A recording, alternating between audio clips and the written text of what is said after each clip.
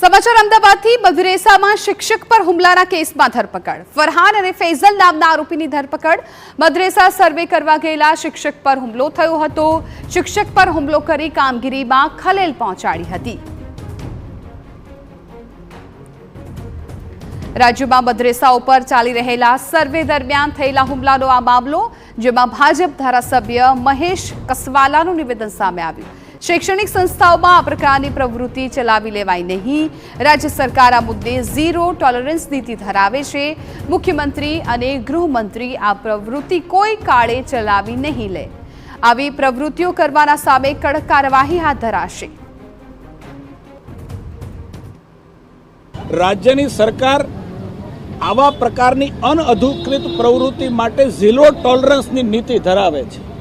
આવી કોઈ પણ પ્રવૃત્તિ થતી હશે તો માનનીય ભૂપેન્દ્રભાઈ પટેલ, આપણા માનનીય મુખ્યમંત્રી શ્રી, રાજ્યના ગૃહમંત્રી શ્રી હર્ષભાઈ સંઘવી કડકમાં કડક કાર્યવાહી કરશે. અમને ધારાસભ્ય તરીકે મને પણ ભરોસો છે, રાજ્યની જનતા તરીકે રાજ્યની જનતાને પણ ભારતીય જનતા પાર્ટીની સરકાર પર ભરોસો છે.